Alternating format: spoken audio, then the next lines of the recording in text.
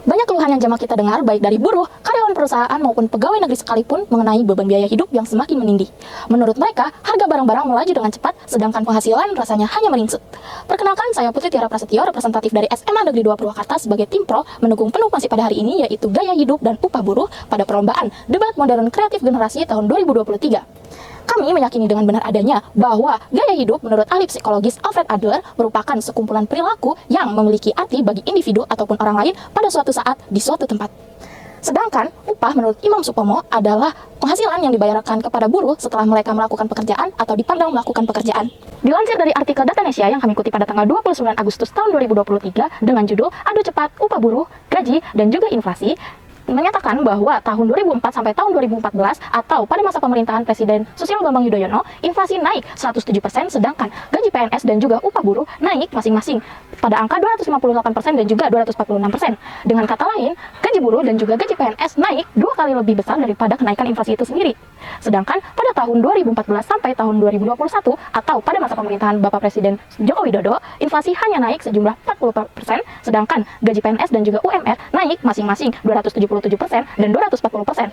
Hal ini menyatakan bahwa gaji PNS dan juga UMR naik 5-6 kali lebih besar daripada kenaikan inflasi. Menurut data Badan Pusat Statistik atau BPS, rata-rata pengeluaran per kapita masyarakat perkotaan di Indonesia per tahun 2022 mencapai angka Rp1.549.242. Hal ini sebanding dengan data pun dari Badan Pusat Statistik yang melaporkan rata-rata upah karyawan, buruh, dan pegawai negeri secara nasional mencapai Rp3,07 juta per bulan Agustus pada tahun 2022. Dengan upah yang diterima senilai tersebut, seharusnya sangat dapat memenuhi kebutuhan pokok masyarakat Indonesia. Jika upah buruh dan gaji PNS melonjak begitu pesat, mengapa hidup masih terasa berat? Salah satu permasalahannya adalah tingkat kebutuhan yang meningkat. Saya, Tubagus Brilian Ardana, selaku pembicara 2, mendukung opini mosi biaya hidup dan upah buruh dari artikel Datanesia yang berjudul Adu Cepat Biaya Hidup, Buruh, dan Gaji, dan juga Inflasi.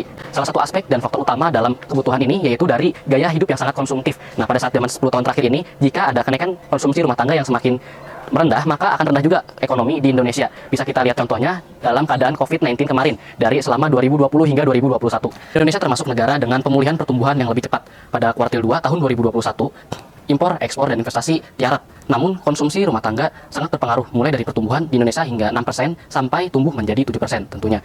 Namun, pada saat COVID-19 melanda, justru makin melambat. Datanesia memetakan 34 provinsi dengan konsumsi rumah tangga yang lebih tinggi. Mulai dari urutan pertama yaitu adalah dengan daerah Nusa Tenggara Timur dengan perolehan 73%. Lalu di posisi yang kedua itu adalah daerah Maluku dengan perolehan 69%. Dan untuk di posisi yang ketiga yaitu daerah Istimewa Yogyakarta dengan perolehan sekitar 66%. Dari tingkat ekonomi, daerah Istimewa Yogyakarta ini bisa dibilang lebih sejahtera. Mengapa? Karena dalam indikatornya, daerah ini melakukan pengeluaran per kapita yang lebih tinggi, namun untuk tabungannya lebih rendah. Jadi belum memenuhi tingkat nasional. Untuk investasi terbesar di 10 provinsi dengan konsumsi tertinggi ada di sektor tersier, terutama untuk listrik, gas, dan air. Kemudian ada sektor pertambangan yang menarik, minat asing. Di dalam negeri, sektor transportasi, gudang, telekomunikasi menjadi sektor kedua yang sangat diminati oleh para rakyat dan masyarakat. Izin memperkenalkan diri, nama saya Nur Asyirah Fitriani selaku pembicara ketiga.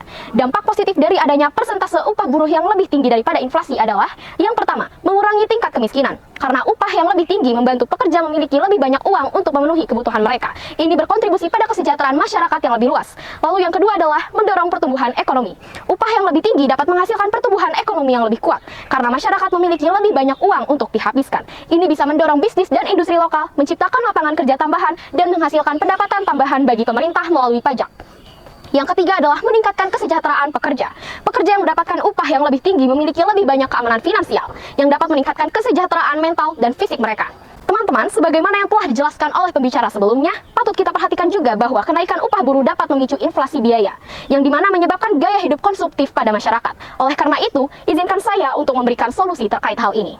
Izin melanjutkan, di sini saya akan memberikan solusi berupa kebijakan yang akan kami canangkan kepada pemerintah, yaitu kebijakan fiskal. Yang pertama, pemerintah dapat memberlakukan pajak tambahan pada barang-barang mewah atau non-esensial, sehingga barang-barang ini lebih mahal dan dapat mengurangi permintaan untuk konsumsi yang berlebihan. Yang kedua, pemerintah dapat meningkatkan tarif impor untuk barang-barang yang cenderung mendukung konsumsi berlebihan, sehingga membuat barang-barang impor lebih mahal dan produk lokal lebih kompetitif.